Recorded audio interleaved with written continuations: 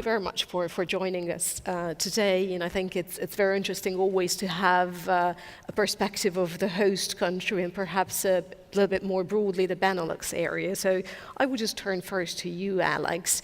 Eurofiber is present both in the Dutch as well as in the Belgian markets.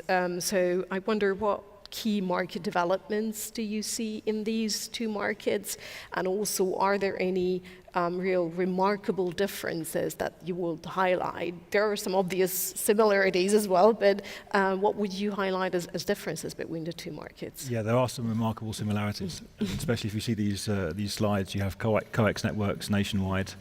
You have copper and fibre networks nationwide by incumbents. So effectively both countries have two type of incumbent operators. What's really exciting is deployment of fibre in the enterprise market is growing pretty quickly in both markets, both the Netherlands and Belgium. What's also exciting is there's an increasing promise to deploy more fibre to the home, specifically in the Netherlands. Which is really going to, I think, shake things up in the Netherlands. In the last, let's say, 3 to 5 years, you saw the charts. There have been investments in fibre to the home, and I think it's unfair to not give credit to the various regional and local players who are investing in fibre to the home in the Netherlands. In Belgium, it's a bit different. In Belgium, there haven't really been that many investments in fibre to the home. Proximus did announce recently that they were going to deploy on a massive scale GPON. Another interesting development is people are talking about GPON now, whereas 4 or 5 years ago they weren't. So I think technologically that's been a change. And another interesting factor in Belgium is there was an announcement recently by Fluvius, which is a utility company, that they would also deploy fibre to the home. So that's actually a public finance company announcing that they would deploy fibre to the home and effectively compete with Proximus. The only other real difference, and I look at Flanders and Wallonia differently because they have very different network infrastructure, is the government financing of the operators in Belgium is very different to the government financing of operators in the Netherlands. I'm not necessarily saying that has an impact on policy, but it is a fact in terms of financial shareholdership in the main operators. Very good. Michael, with regard to the Belgian market, what would you see as the key trends within the market? What's changing also within the market as we look forward, and what's triggering that change? So for the latest year, the key trend is the growing part of quadruple play. And from 6% of the bundles in 2013 to about 30% 4 years later. Now, with the broadband-only remedy we've imposed in our latest market analysis on cable operators, the market could start a move towards bundles without television components. And on the last one, I have to say it's a little too soon to jump to conclusion, but we have observed different agreements on fiber, different commercial agreements on fiber, and it's too soon for 2 reasons. The first reason is that fiber rollout in Belgium is still not significant yet, and the second reason is that all those commercial agreements do not represent a significant market share. But maybe this is a first step to co-investment. Very good, thank you. Michel, we have discussed with Roberto earlier today, quite in some detail, the new code and the potential impact of the new code. Obviously, the new code now introduces for national regulators an additional regulatory objective of incentivizing investment in very high capacity networks. And it does provide you with new sort of tools and rules.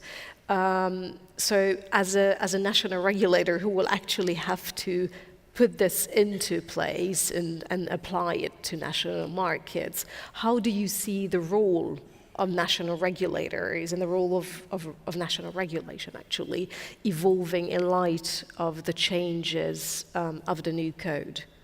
Yes, indeed, you're right. The code sets an ambitious target regarding to the deployment of very high capacity networks. So in the codes, promoting the very high capacity networks becomes an explicit duty for regulators to take into consideration when contemplating regulation. Because in the past, regulators had to promote infrastructure competition in the first place. Now, this new duty could mean that the balance between the different regulatory objectives, competition and users' rights and internal market, could move towards investment. So this could affect the way to regulate SMP operator in the future, and ensuring for new entrants access to the networks of SMP operator could become a lower priority. But this being said, we have already taken this new duty, this new objective into consideration in our latest market analysis on broadband and television in June last year. We indeed did not impose a passive remedy. We did not oblige to change the topology of the forthcoming fiber network of the incumbent. Like in the past, when there was a clear unbundling obligation, we allowed to use vectoring in order to foster competition between cable and VDSL. And in the current regulation, we even deregulated in the areas where the so-called white zone. So we deregulated in order to stimulate the investment in this white zone. Now, when you look at the codes, and in particular Article 70, access to the ducts is the first remedy to consider. However, in Belgium, there are very few ducts. Why is it so? Because previously, the copper network was buried underground, and cable was installed on the outside of the buildings. And FTTH now is, even if the coverage is limited up to now, FTTH is also installed on the outside of the building when possible, of course. Now, maybe another topic, it's about co-investment. Co-investment, in theory, it could be and is a good way to share risks and to promote competition. But the conditions associated to co-investment schemes are quite demanding in the code. That's the reason why, as a regulator, we do not think that co-investment could represent a major change compared to the existing regulation, which impose to be open to additional co-investors in the future. So maybe it's co-investment more relevant for 5G O12. In the past, we've tried to help potential co-investors to reach an agreement. But after a month of trials and discussion, bilateral, multilateral, we didn't succeed. So will SMP operators be more motivated in the future to co-invest? I don't know. All I can say is that in the current regulation, we enabled lighter regulation in areas where operators co-invest. And in the meantime, the regulation will prevail as long as operators do not enter into negotiation on co-investment. Very good. Alex, within the code, there's very clearly a strong focus on fiber-based delivery for very high-capacity networks, but in particular, there's a slant towards the importance of separated, wholesale, open access networks. Why do you think that's being viewed favorably as the successful approach? Yeah, it's quite interesting because it's something that we've been doing for the last 15 years, wholesale open networks. And I think there are three main reasons as to why they're successful, and there are three main reasons as to why they're gaining momentum. The first is the proposition. The proposition is very clear for everyone. You deploy a network and your only goal is maximal utilization. Yep. So you want as many customers on there as possible, many wholesale providers on there as possible, but also potentially end customers who purely want access to that pure connectivity layer. Those wholesale customers are not concerned that you'll compete with them somewhere else in the value chain at a later stage, either for the residential customer or for the business customer. That's one. The second one is, operationally, running a business that is purely focused on connectivity is a lot simpler than running a fully integrated telco with network, active layers, and service provision and tech. Yep. So your operating model is a lot more simple, which makes it easier to really focus on your core business and to deploy networks faster, design networks faster, and maintain networks better. Sure. That leads to the third point, which is the financing, and it was referred to in a previous session. Investors are increasingly looking at connectivity as a utility, and as such, different types of investors are coming to the stage. We've seen various different phases of investors over our 15 years. It's now much more the pension funds, more the infrastructure investors. Longer horizons. Much longer term horizons, lower cost of capital, and patient money. And as a result, they're more willing to invest in that part of the business more so than the highly competitive with the technology risk part, which is related to a vertically integrated telco. And it's just the way these three elements are now just working together, and that's where you're starting to see an influx of new models. Very good, very good. And we're certainly seeing the impact of that across many countries now. So yeah, we saw examples, with TDC is a good example, and there was another one as well. Exactly. People are willing to take significant risks on actually splitting off this layer of connectivity versus services. Michael, Belgium is one of the few countries where the cable infrastructure has been opened up as a regulated wholesale access infrastructure. What role do you see the cable infrastructure really having, as part of the longer-term strategy from a regulatory standpoint?